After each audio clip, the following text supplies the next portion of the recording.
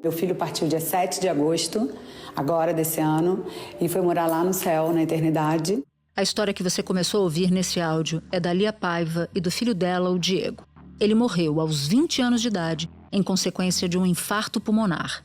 Lia conta que o filho fumava cigarro eletrônico compulsivamente e acredita que esse vício foi decisivo para a morte dele.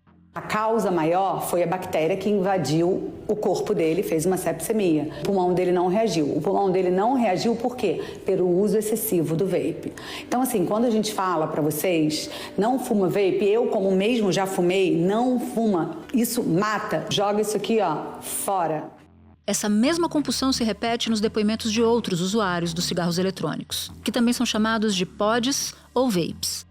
Chegou num nível onde o pod simplesmente virou uma parte do meu corpo e eu não consigo mais ficar 30 minutos sem fumar. Já tava ruim o suficiente, complicado o suficiente na época que eu acordava de manhã e a primeira coisa que eu pegava era o pod. Só que agora eu acordo no meio da madrugada pra dar um trago no pod e voltar a dormir. Então, cada vez você fica mais dependente daquilo.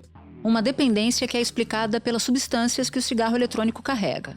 Segundo a Associação Médica Brasileira, um único vape equivale a um maço de 20 cigarros. Quando o líquido dos vapes se torna vapor, pode liberar mais de 120 substâncias diferentes, algumas cancerígenas. A parte eletrônica dos vapes também pode liberar metais, como cromo, ferro, chumbo, zinco, alumínio e silício. A venda de vapes é proibida no Brasil desde 2009. E em abril deste ano, a Anvisa, que é a nossa Agência Nacional de Vigilância Sanitária, manteve a proibição por unanimidade.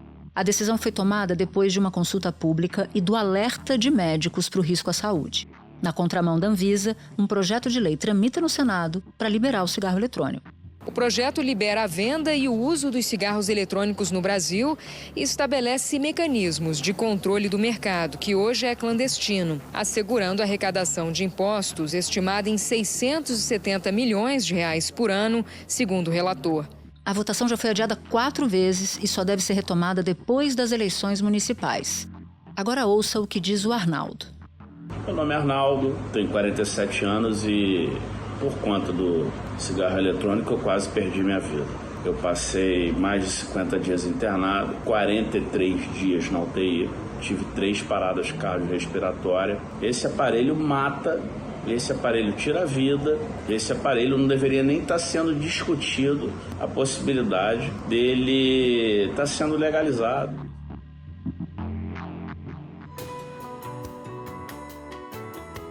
Da redação do G1, eu sou Natuzaneri e o assunto hoje é o risco do cigarro eletrônico. Como ele surgiu, o que dizem as pesquisas e em que pé está a discussão no Congresso para liberar os vapes.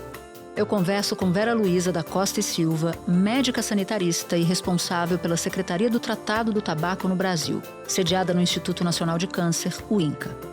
Vera também foi diretora do Departamento de Controle do Tabagismo da Organização Mundial de Saúde, a OMS, entre 2001 e 2005. E chefe do secretariado com sede em Genebra entre 2014 e 2020. Sexta-feira, 18 de outubro. Vera, eu quero ir lá no comecinho dessa história e te perguntar como surgiu o vape. A indústria do tabaco faz pesquisas de ciência e tecnologia desde sempre, né? De pesquisa e desenvolvimento. A sociedade começou a exigir produtos, cigarros, que não causassem malefícios. Então a indústria criou os filtros, que não funcionam para nada. Depois ela criou os cigarros de baixos teores, que também não funcionam para nada, porque o indivíduo comprime o filtro e ele inala mais quantidade de nicotina do que a diluída no ar. E aí a indústria ficou sabendo que um chinês tinha criado um dispositivo que aspirava só nicotina, porque o problema do cigarro é que o cigarro tem alcatrão, monóxido de carbono e nicotina. E, de alguma maneira, esse chinês tirou o alcatrão e o monóxido de carbono da jogada e deixou só a nicotina, o que era uma coisa interessante em princípio. A indústria comprou essas fábricas que começaram a surgir, né, o do Huiyan, que era um cigarro, um vape inicial, digamos assim, e a lógica era que o mundo ia ser um mundo sem fumaça, só que ia ser um mundo com vapor. O pulmão da gente não nasceu nem para uma coisa nem para outra, né? O pulmão da gente nasceu para respirar puro. Com isso, surgiram os dispositivos eletrônicos para fumar.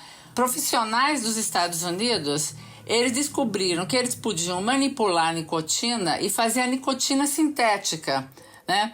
E aí surgiu o Juul, que foi um dos dispositivos eletrônicos para fumar, que surgiu já no século XXI, na última década, nos Estados Unidos, com alto poder de liberação de nicotina. E aí o que você tinha era um mercado que dizia o seguinte: o mundo tinha inventado um tratado para controlar o tabaco, né? 183 países fazem parte desse tratado. O consumo de cigarros começou a diminuir no mundo. E aí a indústria veio e apostou todas as fichas nos dispositivos eletrônicos para fumar. Mas qual foi a roupagem que foi dada para isso? Que era um produto que fazia com que o fumante deixasse de fumar e que era um produto que causava menos danos aos indivíduos que usassem, né?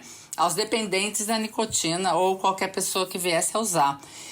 E isso não provou ser verdadeiro. O problema é que o cigarro eletrônico, quando ele forma um vapor, aquele vapor ele forma um óleo, esse óleo atinge os alvéolos pulmonares, forma uma espécie de uma graxa e impede a troca gasosa de oxigênio com CO2 e teu pulmão entra num colapso. E foi exatamente o que aconteceu comigo. Tive um colapso, meu pulmão parou e aí eu passei a jornada mais cruel da minha vida por conta de um aparelho que hoje eu vejo milhares de pessoas fazendo uso. Segundo a Organização Mundial da Saúde, cerca de 8 milhões de pessoas morrem todos os anos por causa do tabagismo. Cerca de 1.200.000 pessoas morrem por ficarem expostas à fumaça do cigarro. São amigos, familiares, pessoas que convivem com fumantes e acabam sendo afetadas. A maior parte dos estudos científicos, eles mostram primeiro que do ponto de vista populacional, você liberar esses dispositivos, você cria um boom de consumo,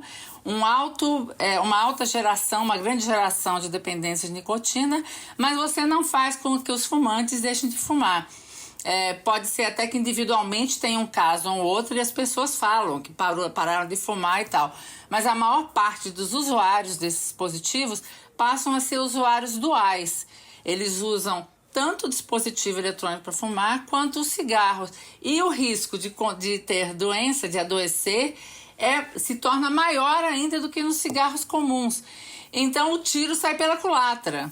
Hoje, pesquisas mostram que não só esse aspecto que você aborda era uma falácia, né, que o cigarro eletrônico não fazia com que a pessoa deixasse de fumar, como esses estudos mostram que hoje eles podem ser ou são mais danosos ao organismo do que o próprio cigarro comum, é isso mesmo? É verdade, porque na verdade você tem uma dependência estabelecida muito mais rapidamente e um cartuchozinho desses dispositivos eletrônicos para fumar ele tem correspondente a 50 cigarros em volume de nicotina.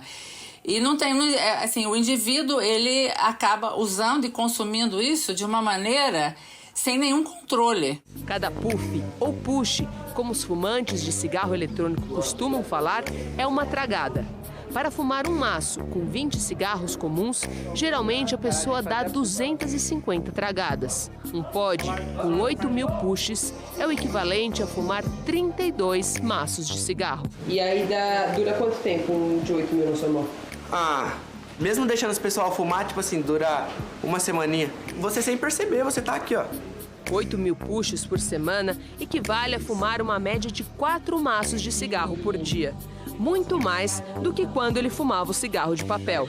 Nessa época, um maço chegava a durar 4 dias. E junto com esses dispositivos eletrônicos para fumar, vem substâncias que são utilizadas para esses vapores. São formaldeído, acetaldeído, acroleína, metais pesados, partículas finas. E isso cria uma inflamação aguda no pulmão. Então, alguns indivíduos passaram a desenvolver doenças que causaram uma epidemia, que foi o EVALI nos Estados Unidos, e alguns casos surgiram também no Brasil dessa doença, né? Fora isso, os dispositivos eletrônicos para fumar, qual é o grande apelo que eles têm? para adolescentes, para adultos jovens? É a tecnologia, né? E os aditivos. Então, assim, ninguém vende dispositivo eletrônico para fumar se não tiver um gostinho de morango, de chocolate, de qualquer coisa, né? Existe uma paleta de mais de 100 sabores diferentes nesses produtos comercializados. E isso foi o que seduziu os jovens? Foi o sabor associado com a tecnologia. Você com um dispositivo tipo um pendrive de computador, você pode inalar nicotina. E os estudantes começaram a botar isso dentro dos estojos, botar no bolsinho da camiseta. Então foi uma coisa que criou um boom. Essa atração dos adolescentes pelos cigarros eletrônicos foi comprovada pelo IBGE na última pesquisa nacional de saúde escolar. Quase 17% dos estudantes de 13 a 17 anos já tinham experimentado. O uso é comum entre os jovens.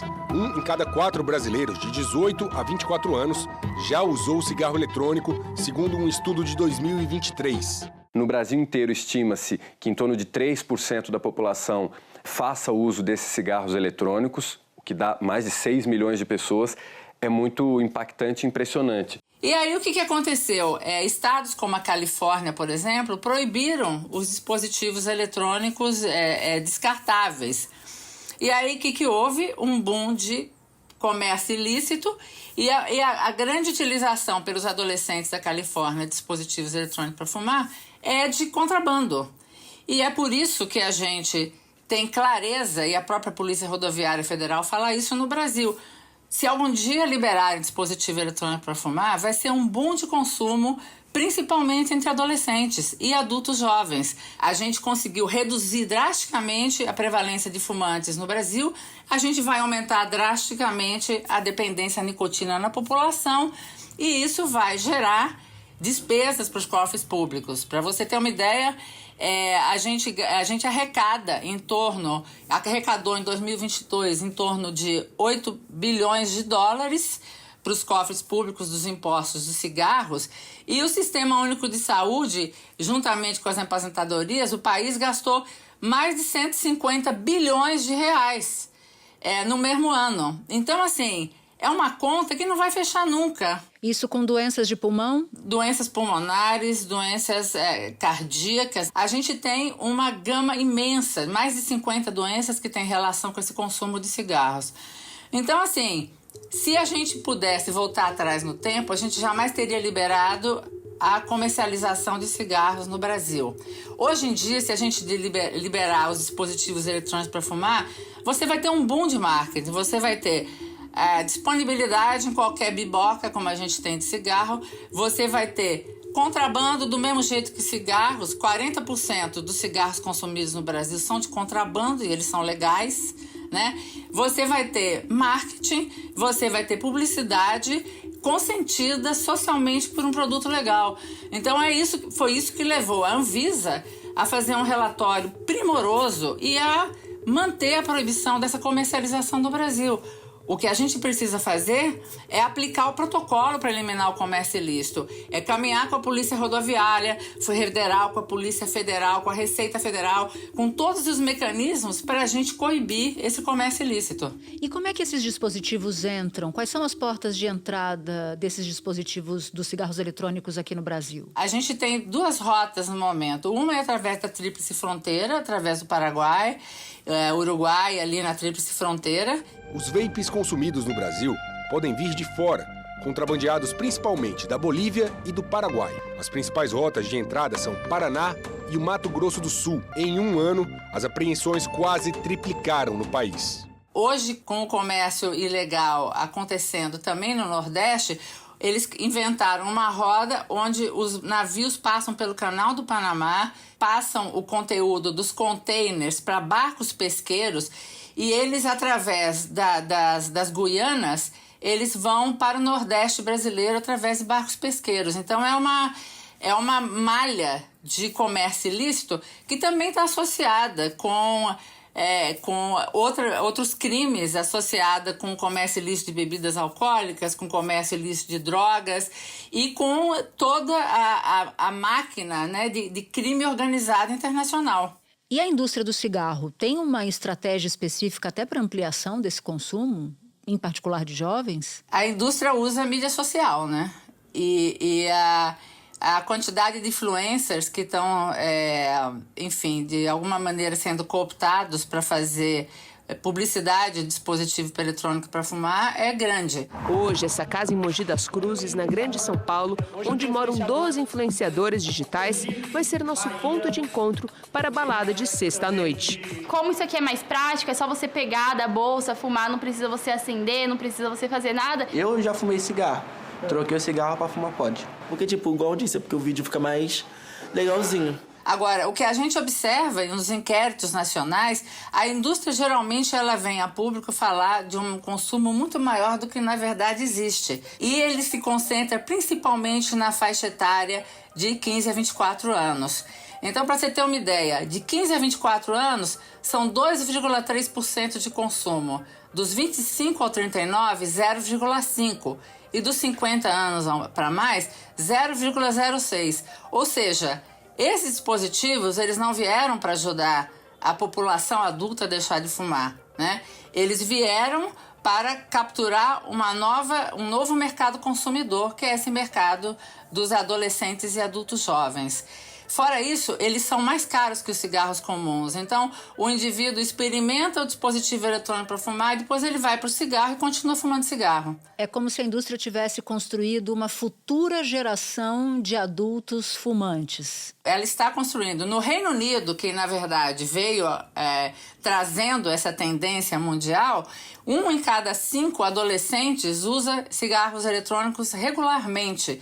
E na agenda do novo primeiro-ministro do Reino Unido e do próprio rei Charles, o controle do consumo de dispositivos eletrônicos para fumar entre adolescentes é prioridade no país, hoje, né? 2024, para mostrar que esses países erraram a mão nesse processo. E o Brasil está absolutamente correto de seguir na linha que ele está seguindo. A gente é contra esse projeto de lei da Soraya Tronic, que é um projeto praticamente rascunhado pela indústria do tabaco. A gente é completamente contrário que esse processo continue e a indústria está fazendo muita pressão no Congresso, junto à Receita Federal, dizendo que isso vai arrecadar impostos, junto à Anvisa para liberar isso.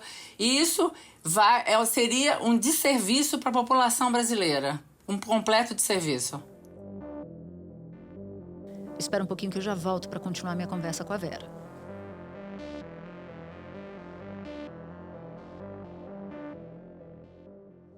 Eu queria me deter um pouco mais sobre esse projeto. Como você disse, ele está em tramitação no Senado. Eu queria tentar entender em que pé ele está. Ele está pronto para votação? Se há resistências a essa votação? Mas uma pergunta ficou aqui quicando na minha cabeça. Se o cigarro está entrando, de qualquer maneira, a proibição continua sendo uma arma para que isso não aconteça, para que os jovens não aumentem o consumo? Eu fico sempre na dúvida se esse argumento de que vamos então regularizar para poder arrecadar mais, aí a gente tem o tamanho do problema, se isso é solução ou é só um atalho para um problema que vai ser maior lá na frente. Enquanto a gente puder segurar esse consumo no Brasil, segurando a entrada desse produto, a gente vai estar beneficiando a população. Pelo simples motivo de que quando você torna um produto legal, com isso vem a garantia de que o marketing desse produto possa ser feito, que é o caso do cigarro, né? A gente conseguiu passar uma resolução pela Anvisa de proibição dos aditivos nos cigarros brasileiros. Está lá no Supremo Tribunal Federal com a indústria fazendo um processo para, imagina, se tirar os aditivos fica tudo mais difícil, a fumaça fica mais difícil de tragar, né? E a mesma coisa valeria para esses dispositivos eletrônicos para fumar. Ninguém teria interesse de liberar isso sem ser com esses aditivos. O que você vê é que se você liberar isso, assim, eu entendo exatamente a sua colocação do ponto de vista da proibição. E eu acho que é uma colocação que todo mundo tem. A questão é que a liberação dos produtos, ela estimula o consumo. né? Então você vai na Polícia Rodoviária Federal, que é quem apreende um número grande de dispositivos eletrônicos para fumar e de cigarros, né, contrabandeados no Brasil, e eles falam, na hora que aumentar a demanda interna, porque aumentar o marketing, porque aumenta a oferta, vai aumentar o consumo, né? E isso não tem solução. E a hora que aumentar o consumo, isso é um ciclo infinito. O que a gente tem que pensar é que enquanto a gente está proibindo, a gente está, de alguma maneira, segurando um pouco essa avalanche. E, por outro lado, a gente tem instrumentos para lidar com o comércio ilícito e a gente tem que usar esses instrumentos, a gente tem que investir nisso, né? Não é liberar um produto. Fora isso, o que a gente vê e o que a gente... a experiência que a gente tem é que os cigarros que são legalmente comercializados no Brasil, eles são altamente contrabandeados. Você liberar não assegura que você controle o comércio ilícito, de maneira alguma. O cheiro do cigarro tradicional já era uma forma dos pais e mães identificarem que os seus filhos estavam fumando cigarro. Isso eu me lembro quando era adolescente, né? Amigos fumantes passavam perfume, escovavam os dentes, trocavam de roupa, que era para os pais não descobrirem. O vape não tem cheiro, né? O vapor tem cheiro, aquele cheiro enjoativo. Mas a pessoa não fica impregnada com o cheiro de cigarro como fica com o cigarro convencional. O cigarro convencional virou coisa do passado, essa que é a verdade. Só que a indústria investe fortunas continuando a fazer o marketing desse produto na África, por exemplo, né? Onde você não tem praticamente regulação. Então, na verdade, é business. Business é business. As pessoas querem vender o produto, mesmo que ele mate 1 em cada 2 consumidores regulares, que é o caso do cigarro.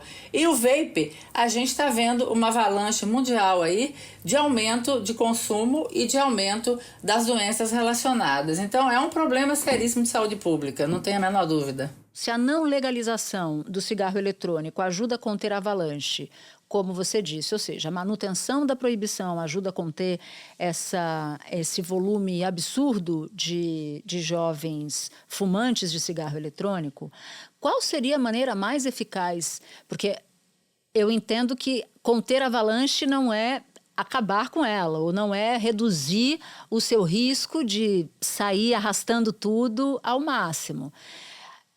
Qual é a solução para que os jovens não se seduzam, não sejam seduzidos pelo cigarro eletrônico que tem sabor de fruta, enfim?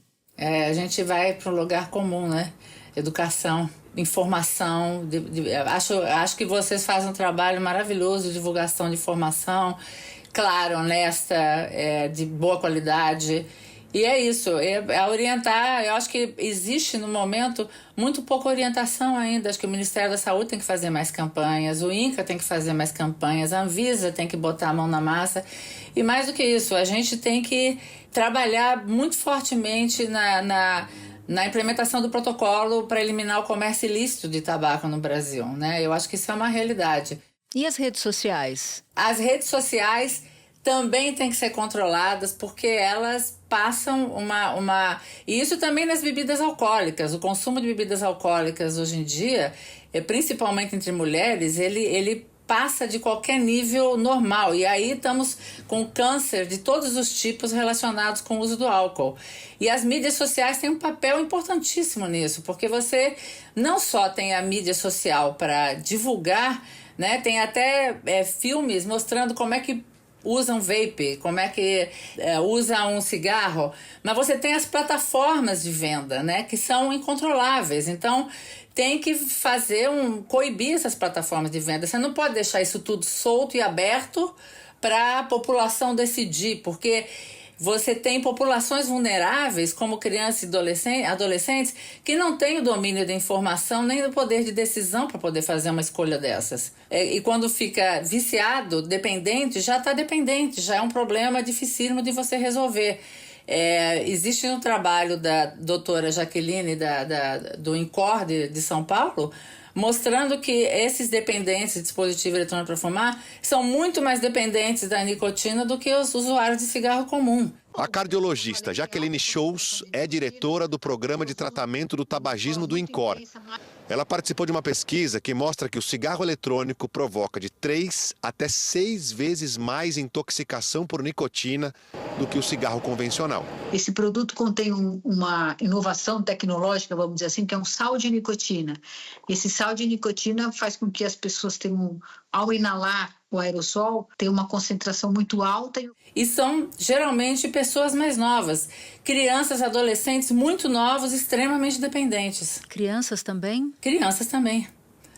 Porque você acaba tendo acesso de uma maneira irregular, né? E assim, essas plataformas de venda não têm o menor escrúpulo. Então você precisa regularizar, regular a internet, regular a mídia social. Isso é urgente para o Brasil. Né? Do ponto de vista de saúde pública, isso é uma urgência absoluta. Vera, muito obrigada por topar conversar com a gente. Foi muito bom recebê-la aqui no assunto. Olha, eu super agradeço e quero aqui terminar também dizendo que os dispositivos eletrônicos para fumar, além disso, representam um lixo eletrônico imenso que afeta o meio ambiente. A maior parte dos países não sabe o que faz com esse lixo eletrônico. O que piora ainda essa situação. Obrigada aí a vocês. Esse é um ponto muito importante. Muito obrigada, Vera. Um abraço, tchau, muito prazer. Para você que ouviu o episódio até aqui, eu vou te fazer um convite. Participar do canal do G1 no WhatsApp. Por lá você pode ativar as notificações, receber as principais notícias do dia direto no seu celular. Este foi o Assunto, podcast diário disponível no G1, no YouTube ou na sua plataforma de áudio preferida. Comigo na equipe do Assunto estão Mônica Mariotti, Amanda Polato, Carol Lorenzetti, Luiz Felipe Silva, Tiago Kazuroski e Gabriel de Campos. Colaborou também Rayane Macedo. Eu sou Natuza Neri, fico por aqui. Até o próximo assunto.